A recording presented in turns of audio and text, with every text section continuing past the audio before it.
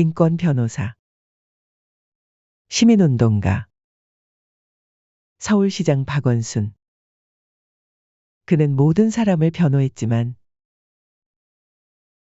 정작 그를 변호하는 사람은 없었다.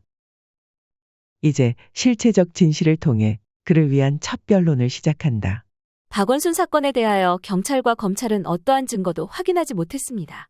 심지어 경찰은 서울시 부시장과 전 현직 비서실장 등 7명에 대해 진행된 강제추행방조 고발건에 대해서도 범죄를 입증할 증거가 부족하다며 혐의 없음 의견을 밝혔습니다. 그런데 왜 사람들은 박원순 시장을 성범죄자가 맞다고 확신하게 되었나요? 사건 초반에 이런저런 주장과 소문으로 확증 편향을 갖게 된 것도 있지만 국가인권위원회의 직권조사 결과에 인한 것도 큽니다. 국가인권위원회는 박원순 시장에 의한 성희롱이 있었다고 결론 내렸죠. 네, 그렇습니다. 그러나 그 과정에는 이상한 점이 적지 않습니다. 이에 대해서는 다음에 다시 다루도록 하고, 오늘은 인권위원회가 성희롱 증거라고 지목한 것에 대해 이야기하고자 합니다. 성희롱 증거로 지목한 게 어떤 건가요? 고소인과 그 변호사는 엄청 다양한 피해를 주장했던 것 같은데요. 인권위원회의 직권조사 결정문에 따르면 국가인권위가 인정한 것은 첫째로 밤늦은 시간 부적절한 연락을 했다는 주장과 둘째, 집무실에서 네일아트한 손과 손톱을 만지는 등 부적절한 신체 접촉이 있었다. 딱 2가지입니다. 2가지요? 다른 고소인의 주장들은 국가인권위에서도 인정하지 않았다는 것인가요? 네, 그렇습니다. 심지어 늦은 시간에 부적절한 연락 역시 대화 내역 등 물질적 증거는 확인되지 않았습니다. 대화 내역도 나오지 않았다는 건가요? 상식적으로는 양쪽이 나눈 대화라면 고소인의 휴대전화에서도 증거가 나와야 할 텐데요. 오히려 작년 10월 고소인이 박원순 시장에게 사랑해요라고 적은 텔레그램까지 공개되어 논란이 일기도 했습니다. 일방적인 피해 증거는 없는 셈이죠. 사랑해요라고 적은 대화는 박 시장 폰에서 나온 건가요? 아닙니다. 고소인이 인권위원회에 제출한 증거에서 나온 내용입니다.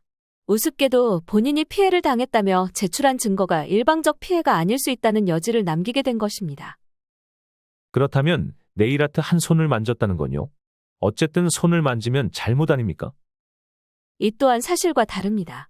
그 사건을 목격한 증인이 있습니다. 심지어 시청 관계자가 아닌 언론사 기자입니다. 그럼 기자가 증언한 진실은 뭔가요? 기자의 증언에 따르면 그 일은 2017년 3월쯤 기자가 시장실을 방문했을 때 발생했습니다. 여비서가 자기 손톱에 네일아트를 했다고 박원순 시장에게 자랑을 했고 박 시장은 처음에는 그 말을 듣고 별로 신경을 쓰지 않았습니다.